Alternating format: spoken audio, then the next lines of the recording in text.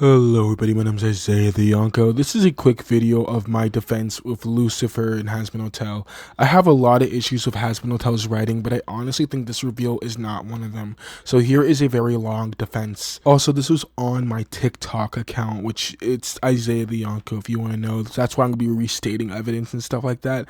I had to do this over the course of 4 videos, so please enjoy.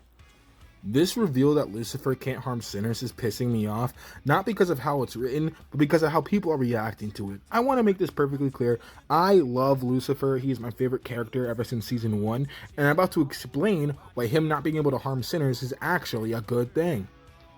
Number 1, it recontextualizes literally everything. I always found it weird why Lilith was the one who empowered hell. Wouldn't it be Lucifer since he's full of pride? Well, now it makes sense. He physically can't rule over hell. One thing a lot of people are forgetting is that Lilith is a human like Adam.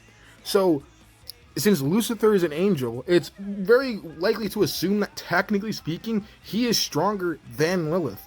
So, of course, taking away his power made sense.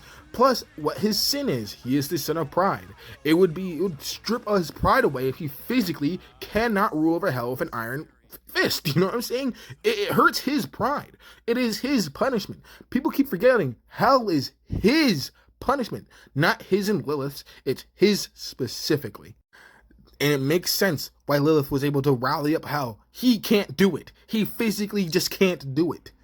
But this also makes sense of why he's like depressed all the time. All the other 7 deadly sins are allowed to express their sins to their fullest content. We see this in Hell of a Boss.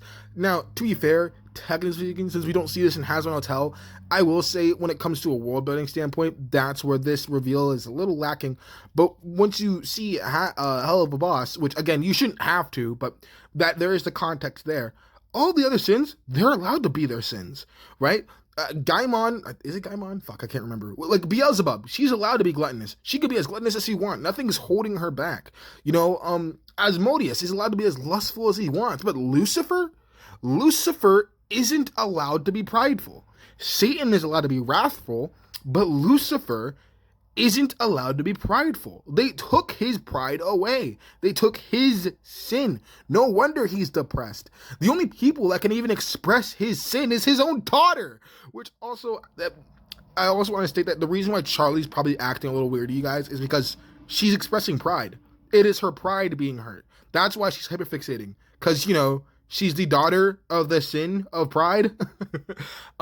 But yeah, I like this reveal. It makes everything make more sense. No wonder he's depressed all the time. No wonder he's not allowed to, no wonder he's not stepping up and ruling hell. He can't. He literally just can't. Anyway, I love Lucifer. He's my favorite character in the show, and I love his fit. There's a misconception about Lucifer that everybody's kind of getting wrong, in that he was nerfed. He isn't nerfed. Nerfed implies that he had an ability that he does not anymore, that the writers took away. That is being nerfed, but there is nothing to suggest that he had the ability to harm sinners in the first place. In season 1, we only see him fight an archangel, so he's not nerfed. He just can't fight sinners. It just so happens that this season's antagonist is a sinner. On a very technical level, he can fight the 7 deadly sins if he wants to and win. He can fight Hellborn and win. Heck, he beat the shit out of Adam, so we know his powers let him fight angels. If the extermination angels went down there, he could kill them if he wanted to. But he doesn't. Why? Because he hates sinners. He says it all the fucking time. I hate sinners. I gave them free will and look what they did with it. And now he's stuck with them. He's not nerfed. He's not nerfed at all. There is nothing to suggest he could ever harm a sinner in season 1. Ever. At all. But he can fight Sarah. If Sarah went down there trying to start some shit, he could whoop her ass if he wanted to, I guess. Like, he's not nerfed. He technically is one of the strongest people. He just isn't allowed to touch them specifically. That's what sucks about it. Like, that's what his punishment is. Like, imagine you're Lucifer. You are super strong. So strong. But the only people you'd ever want to hurt are the only people you can't hurt. He hates these fuckers. That's why it's the punishment. Yeah, okay, I'm sorry I'm going on like this Lucifer like tirade, but people keep trying to use this as proof that Vivzy Pop was contradicting it herself, right? May I remind you, this happens in a song where we don't know if the visuals are diegetic or not.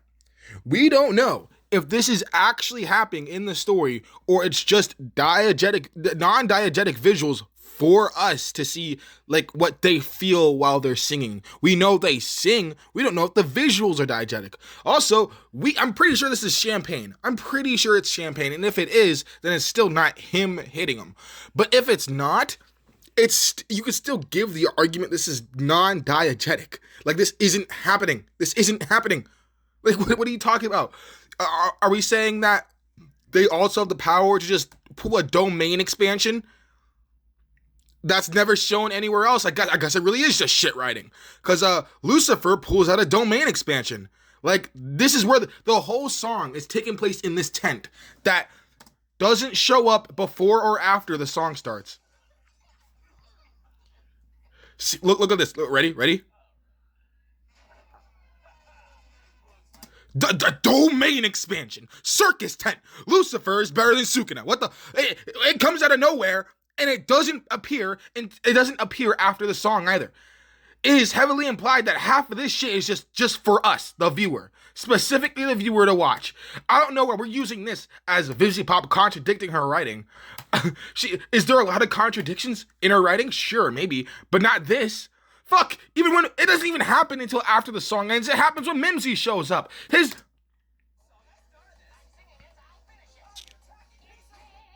Would you look at that? Mimsy is so strong that she's able to break Lucifer's domain expansion. It's insane. It's crazy. It was This is the last time we're going to be talking about this Lucifer thing, and then I'll let it go. But the rage bait, the fucking rage bait is pissing me off, and it's working. Congratulations, it's working. So, for some reason, Hazbin Hotel fans and haters do not understand how basic power scaling works, and I really do mean basic, so I'll explain it. I'll also explain diegetic and non-diegetic storytelling, because again, I did not know that most Hazbin Hotel fans are toddlers, so let's get into it. Basic power scaling. It's so basic I only need 3 fucking letters on the screen. Alright, if A fought B, that means A, and A wins, that means A is stronger than B, yes? Okay, A fought B, A is stronger than B. If we know for a fucking fact that B is stronger than C, that means by basic logic, A has to be stronger than C. Yes? Do we agree? Is anyone lost? I know some of y'all are slow, so I'll even say it again, but this time with context. If Lucifer fights Adam, and Adam gets fucking no-diffed like it was in the show, and we know Adam is stronger than Alistair, that means Lucifer is stronger than Alistair. We know this. This is basic shit. Nothing, and I do mean nothing, about what he says here contradicts this earlier way of thinking.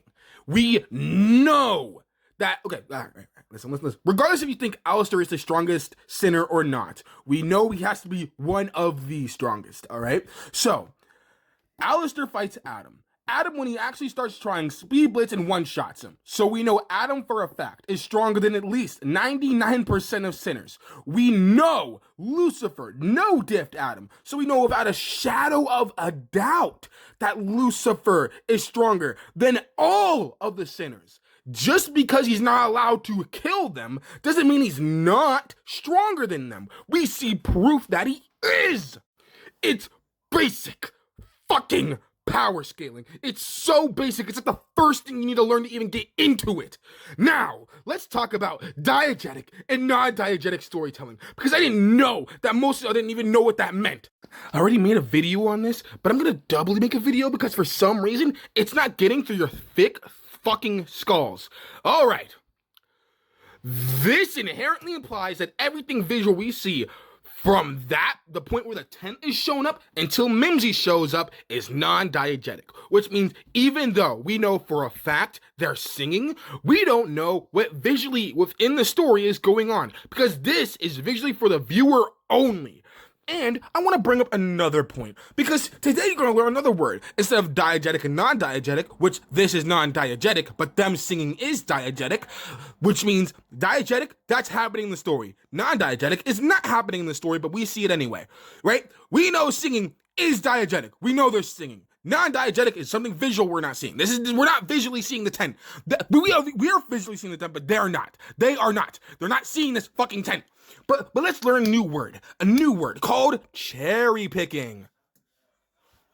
People want to use this as the evidence that it's contradictory, that Alistair can't harm sinners. Okay then, since you want to cherry pick like a little bitch, does that mean that Lucifer has the ability to do shadow clones too? As a matter of fact, hold on, ready? All right, so does this mean that Charlie physically cannot lift 3 giant books? And this scene implies that Alistair has to be stronger than Charlie, which also would contradict things, wouldn't it?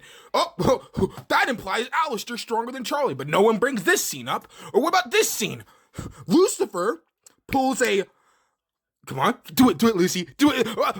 Multi-shadow clone jutsu. That means he has this ability, which he never uses again. Not even in the song where he's trying to be intimidating. Wouldn't it be 1,000 more times intimidating if he was able to summon 6 other clones? Or what about this? What about this? Or what about this scene? Oh, does that, what does this mean? Isn't this contradictory? Also, we still see the shadow clones that only appear in this song, mind you. Oh, but does that mean that he has this fucking domain expansion? Also, we have to imply, because again, if this is diegetic storytelling, that means that Mimsy is so fucking strong that the tent disappears when she sews up. Is Mimsy that strong? Or you have to just deal with the fact that it's non-diegetic until Mimsy shows up.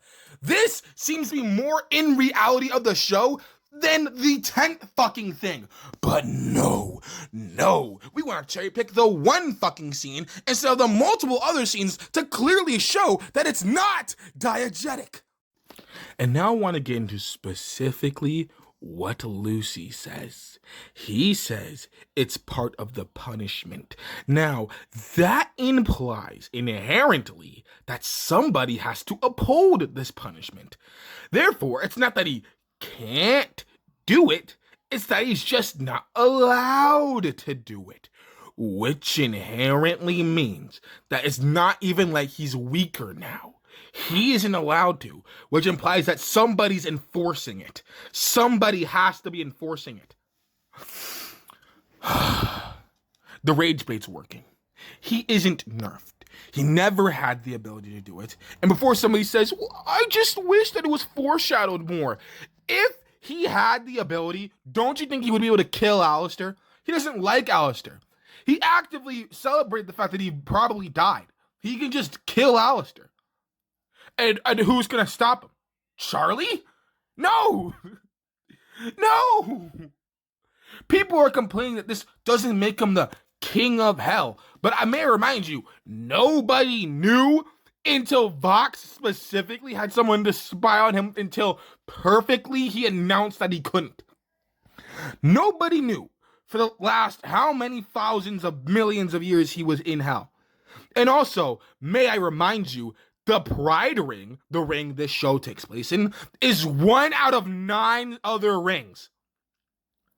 Alright? He's still the king of hell for the majority of hell. It's this one ring.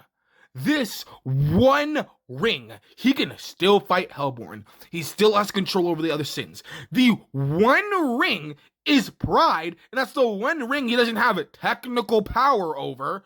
So it's not even that he's not the king of hell anymore. Most of hell is still under his rule. It's 1/9. 1/9 of hell he doesn't technically have any power over. Fuck off. Learn your media literacy. Look, I love Agenda Hotel. I love Agenda Hotel. It's so funny. But your media literacy is fucking tanking. Look, I get it. Hazbin Hotel has a lot of issues with its storytelling and its world building. I am not denying that. But this is not one of them. I will die on this hill. This is not one of them. Your media literacy is tanked so hard that you don't even understand what recontextualization means. Fuck off.